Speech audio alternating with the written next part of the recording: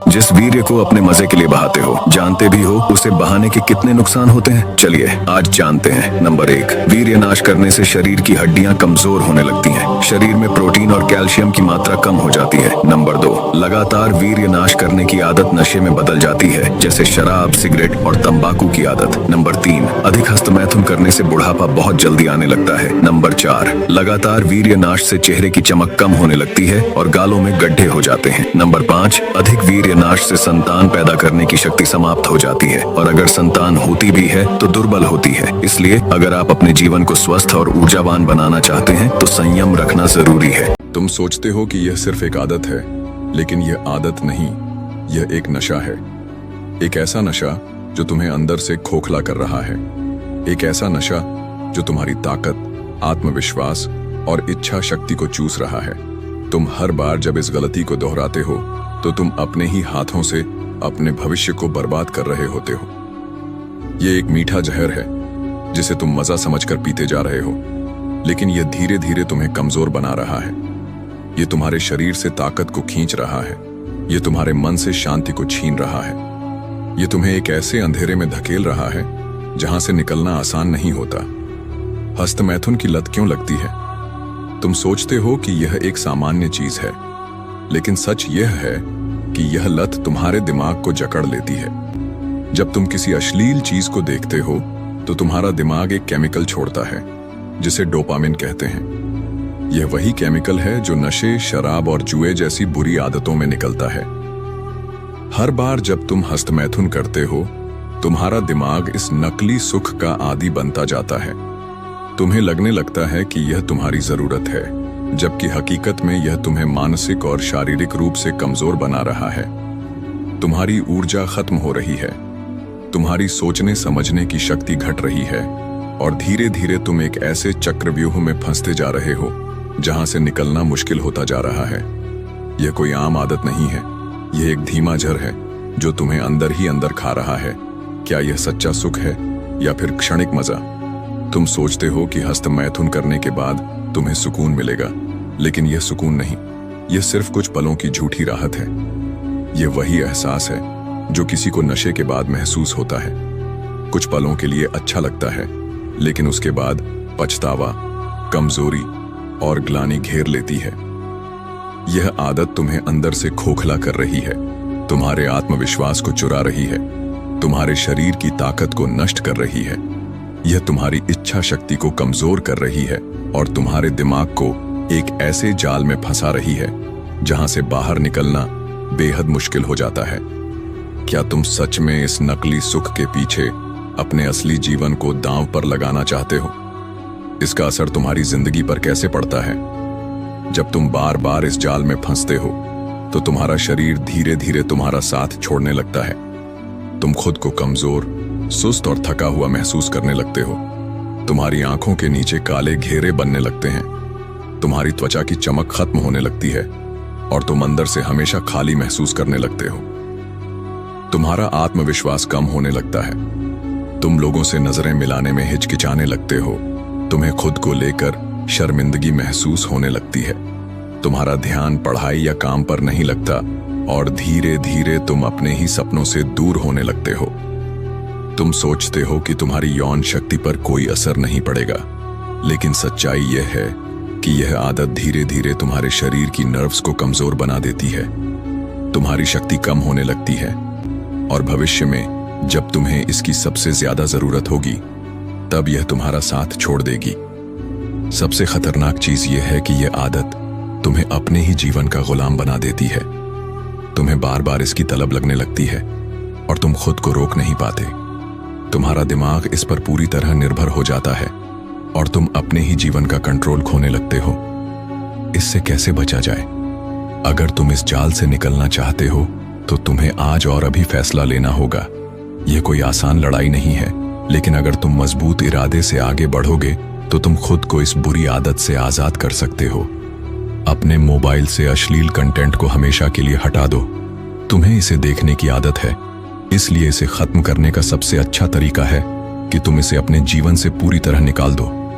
खुद को बिजी रखो, एक्सरसाइज करो, दौड़ो, अपनी बॉडी को स्ट्रांग बनाओ। जब तुम्हारा शरीर थका रहेगा तो तुम्हारे पास इन फालतू चीजों के लिए समय ही नहीं बचेगा। अपने दिमाग को कंट्रोल में रखो। जब भी तुम्हें यह करने का मन हो, तुरंत किसी और चीज में ध्यान लगाओ। किताब पढ़ो, दोस्तों से बात करो या कोई नया काम शुरू करो। अपने सोने के पैटर्न को सही करो। देर रात मोबाइल चलाने की आदत छोड़ दो। जल्दी सोने और जल्दी उठने की आदत डालो। खुद से वादा करो कि तुम इस आदत को छोड़ दोगे। तुम अपने जीवन को बर्बाद नहीं करोगे, बल्कि इसे बेहतर बनाओगे। हस्तमैथुन एक ऐसी बुरी आदत है जो किसी भी मनुष्य को पूरी तरह से बर्बाद कर सकता है, उसका जीवन को नर्क के समान बना सकता है। इसलिए ही हमारे धर्म ग्रंथों में यह बात को चीख चीख कर बताया गया है। ब्रह्मचर्य ही जीवन है और वीर्य नाश ही मृत्यु। इसलिए दोस्तों, पूरे मनुष्य जाति के लिए प्रत्येक धर्म ग्रंथों ने एक ही नियम बनाया है कि प्रत्येक मनुष्य अपने जीवन का एक चौथाई हिस्सा में ब्रह्मचर्य का पालन अवश्य करे, और जो भी मनुष्य इस एक नियम का पालन पूर्ण रूप से करता है तो फिर वह मनुष्य देव तुल्य बन जाता है। कहने का अर्थ बस इतना है मेरे भाई कि उस इंसान के अंदर दिव्य शक्ति प्रकट होने लगती है, जिससे उस इंसान को जीते जी इस मृत्यु लोक पर कोई नहीं हरा सकता। इतनी ज्यादा शक्ति होती है ब्रह्मचर्य व्रत में। परंतु आज के युवा पीढ़ी अपने मूल्यवान वीर्य को पानी की तरह बर्बाद कर रहे हैं, अपने आप को नींबू की तरह निचोड़ रहे हैं और अपनी बुरी किस्मत अपने ही हाथों से लिख रहे हैं। एक स्टडी के मुताबिक एक बालक या बालिका तब से हस्तमैथुन करना शुरू कर देते हैं जब उसके नीचे के अंगों में ठीक से बाल भी नहीं आते हैं, और यही हकीकत भी है। आज सिर्फ अगर भारत की बात करी जाए तो लगभग क्लास 7-8 से ही बालक बालिका हस्तमैथुन करना शुरू कर देते हैं, और फिर कुछ 4-5 साल बीतने के बाद उन लोगों को इसका दुष्परिणाम देखने को मिलते हैं। आज के इस वीडियो में आप उन्हीं दुष्परिणामों को जानेंगे जिसे जानकर हमें पूरा विश्वास है कि आप हस्तमैथुन को छोड़ने के बारे में आज ही एक बार विचार अवश्य करेंगे, क्योंकि आज हम आपको एक ऐसी ग्रंथ की बातों को आपके सामने प्रस्तुत करूंगा, जिन बातों को सुनकर, जिन बातों को पढ़कर एक नहीं, दो नहीं, बल्कि लाखों लोगों ने अपने जीवन को बेहतर बनाने में कामयाब हुआ है, जिसमें मैं खुद भी शामिल हूं।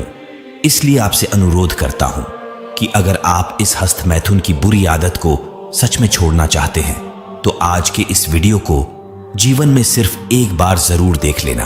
वीडियो देखने के बाद आप खुद ही आज के बाद कभी हस्तमैथुन नहीं करोगे। और अगर ऐसा सच में हुआ मेरे भाई, तो जिन हाथों से आज तक हिलाते आ रहे हो, उन्हीं हाथों से नीचे कमेंट बॉक्स में कुछ अच्छे शब्द जरूर लिख कर जाना। तो चलिए शुरू करते आज के इस वीडियो को। वीर्यनाश के मुख्य लक्षण। पहला, काम पीड़ित वीर्यग्न यानी वीर्य को नष्ट करने वाला। बालक बड़े आदमियों की तरफ आंख से आंख मिलाकर नहीं देख सकता, किसी अपराधी की तरह शर्मिंदा होकर नीचे देखता है अथवा मुंह छिपाना चाहता है। दूसरा, बहुत से चालाक या धूर्त लड़के झूठे ही छाती निकालकर समाज में इतस्ततः ऐंठते हुए अकड़कर घूमा करते हैं। वे जरूरत से अधिक ढीठ बन जाते हैं, कारण यह कि ऐसा करने से उनके दुर्गुण छिप जावेंगे और लोगों की दृष्टि में वे निर्दोष झंझेंगे। तीसरा, उनका आनंदमय व हंसमुख चेहरा दुखी व उदास बन जाता है, सूरत रोनी बन जाती है। प्रसन्न स्वभाव नष्ट होकर चिड़चिड़ा, क्रोधी व रुक्ष यानी रूखा बन जाता है। चेहरा फीका, पीला व मुर्दे की तरह निस्तेज बन जाता है। चौथा, गालों पर की पहले की वह गुलाबी छटा नष्ट होकर झाई पड़ने यानी काले दाग पड़ने लगती है। यह अत्यंत वीर्यनाश का निश्चित लक्षण है। पांचवा, आंखें व गाल अंदर धंस जाते हैं और गाल की हड्डियां खुल जाती हैं। छठा, बाल पकने व झड़ने लगते हैं। मूंछें पीली व सुर्ख या लाल बन जाती हैं। 16 वर्ष के उपरांत बाल का सफेद होना वीर्यनाश का स्पष्ट लक्षण है। सातवां, कोई भी रोग न रहते हुए अकाल ही में वृद्ध पुरुष की तरह जर्जर, दुर्बल, ढीला बनना, किसी अच्छे काम में दिल न लगना, वो नाताकत बनना तथा थोड़े ही परिश्रम से वो दौड़ने से हांफने लगना और मृतपिंड की तरह उत्साहहीन बनना, दैनिक काम करना भी अच्छा न लगना, सामान्य से सामान्य काम कठिन जान पड़ना। आठवां, चित्त में कुचिंताओं का बढ़ना, थोड़े ही डर से छाती में बेहद धड़कन आना तथा भयभीत हो जाना, थोड़ा सा भी दुहक पहाड़ सा मालूम होना। नौवां, बार बार झूठी ही अस्वाभाविक भूख लगना अथवा भूख का मंद पड़ जाना, यह भी वीर्यनाश का प्रमुख चिन्ह है। अपच और मलबद्धता, कब्जियत इसका निश्चित परिणाम है। चटपटे मसालेदार पदार्थ खाने में रुचि रखना। 10वां, नींद का ना आना, यदि आई तो ऐसी आना जैसी कुंभकर्ण निद्रा। उठते समय महा आलस्य व निरुत्साह मालूम करना और आंखों का भारी पड़ना। 11वां, रात्रि में स्वप्न दोष होना, यह पापी वह कामी मन का पूर्ण लक्षण है।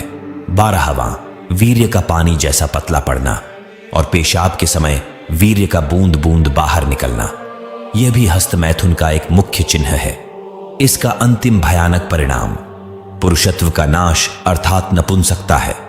13वां, बार बार पेशाब होना तथा गर्मी, परमा, प्रमेहादि उग्र रोग होना। 14वां, हाथ, पैर और शरीर के पोर पोर में, संधि में दर्द मालूम होना, हाथ पैरों में शिथिलता आना व सनसनी उत्पन्न होना तथा उनका मुर्दे की तरह ठंडा पड़ जाना। 15वां, तलवे तथा हथेलियों का पसीजना, वह वीर्य भ्रष्टता का मुख्य लक्षण है। 16वां, हाथ पैर में कंपन मालूम होना, हाथ में पकड़ा हुआ कागज अब कोई वस्तु हिलने लगना यानी हाथ कांपना। 17वां, नाटक, उपन्यास आदि श्रृंगारिक किताबें तथा चित्र पढ़ने व देखने की अत्यंत रुचि रखना। 18वां, स्त्रियों में बार बार आना जाना, निर्लज्जता से गीघ व ऊंट की तरह सर उठाकर या घुमाकर किंवा चोर दृष्टि से छिपकर स्त्रियों की तरफ देखना। 19वां, चेहरे पर पिटिका यानी मुहरसा उभारना, यह पापी व कामी का पूर्ण लक्षण है। 20वां, किसी समय ऊपर उठते समय एकाएक दृष्टि के सामने अंधेरा छा जाना तथा मूर्छा आ जाने से नीचे गिर पड़ना, स्मरण शक्ति का हास होना।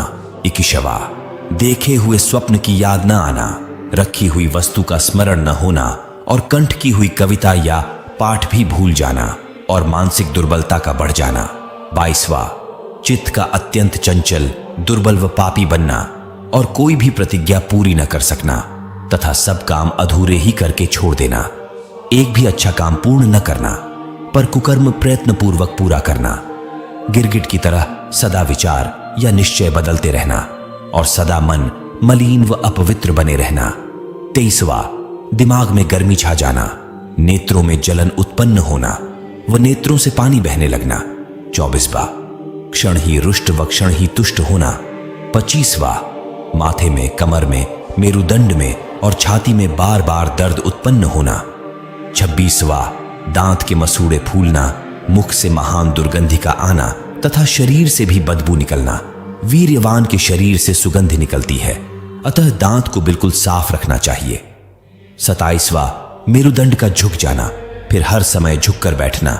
28वां, वृषण की वृद्धि होना तथा उनका लटक जाना।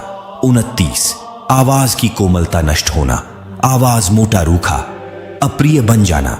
30, छाती का दुर्भंग हो जाना अर्थात छाती पर का अंतर गहरा और विस्तृत बन जाना और छाती की हड्डियां दिखना।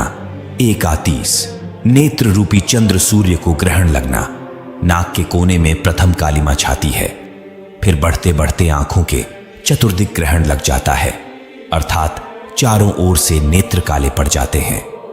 यह अत्यंत वीर्यनाश का बड़ा भयानक और भीषण चिन्ह है। 32, किसी बात में कामयाबी न होना तथा सर्वत्र निंदित या अपमानित बनना, यह वीर्यनाश की पूरी निशानी है। संतति संपत्ति का धीरे धीरे नाश होना, अधर्म, व्यभिचार व पाप का बढ़ना, आयु का घट जाना, वेद शास्त्राज्ञाओं को कुछ भी न मानना और अपनी ही मनमानी करना, अर्थात विनाश काले विपरीत बुद्धि, इस न्याय से सब उल्टी ही बात करना, यह गुलामी के खास चिन्ह है। संपूर्ण अपयश, दुख, गुलामी का कारण एकमात्र वीर्य का नाश ही है। 33, अंत में कभी कभी दुख और पश्चाताप के मारे आत्महत्या करने का विचार करना इति प्रमुख चिन्ह है। दोस्तों, अब तक आपने जाना वीर्यनाश के मुख्य लक्षण के बारे में, लेकिन दोस्तों दिल थाम कर बैठे। आगे आपको हस्त मैथुन के दुष्परिणाम को सुनकर आपके पैरों की जमीन हिल जाएगी। शायद इसी वजह से आप आज के बाद फिर कभी हस्त मैथुन नहीं करेंगे। बस वीडियो को पूरा अंत तक जरूर देखें। दूसरा भाग, हस्त मैथुन और उसके दुष्परिणाम।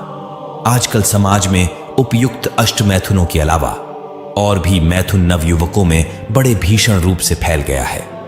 इस मैथुन से तो बालकों का बड़ा भारी संहार हो रहा है। प्लेग और इन्फ्लुएंजा से कहीं बढ़कर यह नया रोग नवयुवकों को जान से मार रहा है। यही नहीं, बल्कि बड़े बड़े पढ़े लिखे हुए लोग भी इस काल के कराल पंजे में मोहवश जा रहे हैं। हाँ, वह बड़े ही दुर्भाग्य की बात है। इस महारोग से पिंड छुड़ाना प्लेग इन्फ्लुएंजा से भी महाकठिन हो गया है। इस महारोग को हस्तमैथुन का रोग कहते हैं। यह रोग बड़ा भयानक है। यह राक्षस मनुष्य को बड़ी क्रूरता से बिल्कुल निचोड़ डालता है। यह भी एक प्रकार की स्त्री की नवविधा भक्ति ही है। फर्क इतना ही है कि परमात्मा की नवविधा भक्ति से मनुष्य की मुक्ति होती है और स्त्री की किंवा विषय की इस नवविधा भक्ति से मनुष्य को नरक की प्राप्ति होती है। हस्तमैथुन के कारण जितनी हानियां उठानी पड़ती हैं, यदि केवल उनके नाम ही लिखे जाएं तो एक छोटी सी पुस्तिका तैयार हो सकती है। हम यहां पर इन अनिष्टकारी कुटेवों का संक्षेप में वर्णन करते हैं। किसी लकड़ी को घुन लगने से जैसे वह बिल्कुल खोखली पड़ जाती है, वैसे ही इस अधम कुटेव से मनुष्य की अवस्था जर्जरीभूत हो जाती है। हस्तमैथुन को अंग्रेजी में मास्टरबेशन कहते हैं। कोई मुष्टमैथुन, हस्तक्रिया अथवा आत्ममैथुन भी कहते हैं। हस्तमैथुन से इंद्री की सब नसें ढीली पड़ जाती हैं। फल यह होता है कि स्नायुओं के दुर्बल होने से जननेंद्रिय टेढ़ा, लघु, पीला पड़ जाता है। मुख की ओर मोटा और जड़ की ओर पतला पड़ जाता है। यहीं पर एक नस होती है, वह उभर आती है और मुंह के पास बाईं ओर कंटिया की तरह टेढ़ी बन जाती है। यह नितांत नपुंसकता का चिह्न है। ऐसे एक बालक को मैंने स्वयं देखा है। नस दौर्बल्य से बार बार स्वप्न दोष होने लगता है। सामान्य काम संकल्प से अथवा पापी मनुष्यों ने वीर्यनाश के 20 तरीके निकाले हैं। वे सभी अप्राकृतिक व महानिंद्य हैं। अतः उनको हमने हस्तमैथुन में संविष्ट किया है। श्रृंगारिक वर्णन, गायन के दृश्य मात्र से ही ऐसे पतित पुरुष का वीर्य नष्ट होने लगता है। उसका वीर्य पानी की तरह इतना पतला पड़ जाता है कि स्वप्न दोष के बाद वस्त्र पर उसका चिन्ह तक नहीं दिखाई देता। इंद्री में वीर्य धारण करने की शक्ति नहीं रह जाती है। ऐसा पुरुष स्त्री समागम के सर्वथा अयोग्य बन जाता है। शरीर के भीतर मनोवाहा नामक एक नाड़ी है। इस नाड़ी के साथ शरीर की संपूर्ण नाड़ियों का संबंध है।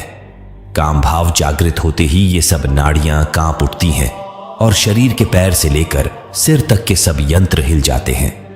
फिर रक्त का तथा संपूर्ण शरीर का मथन होकर वीर्य उनसे भिन्न होकर नष्ट होने लगता है, जिससे धातु दौर्बल्य, प्रमेह, स्वामेह, मधुमेह आदि कठिन रोग शरीर में घर कर लेते हैं।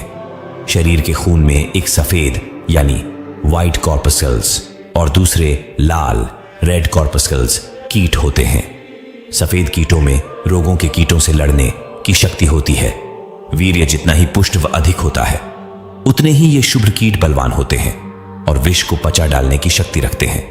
परंतु ज्यों ही वीर्य क्षीण होता है, त्यों ही ये कीट भी दुर्बल बनकर हैजा, प्लेग, मलेरिया के कीटाणुओं से दब जाते हैं और फिर मनुष्य भी काल के काल में चले जाते हैं।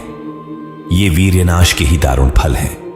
हस्तमैथुन से जो वीर्यनाश किया जाता है, उसे शरीर और दिमाग के समस्त स्नायुओं पर भारी धक्का पहुंचता है, जिससे पक्षाघात, ग्रंथिवात, संधिवात, अपस्मार मृगी और पागलपन आदि भीषण रोगों की उत्पत्ति होती है।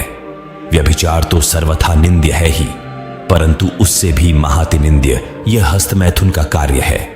हस्तमैथुन द्वारा वीर्य से निकलने से कलेजे पर विशेष धक्का लगता है, जिससे क्षय, खांसी, श्वास, यक्ष्मा और हार्ट डिसीज नामक महाभयानक हृदय रोग हो जाते हैं।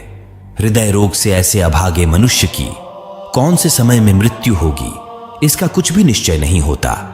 अकाल ही में वह मृत्यु को प्राप्त हो जाता है। मस्तिष्क पर तो बिजली का धक्का लगता है।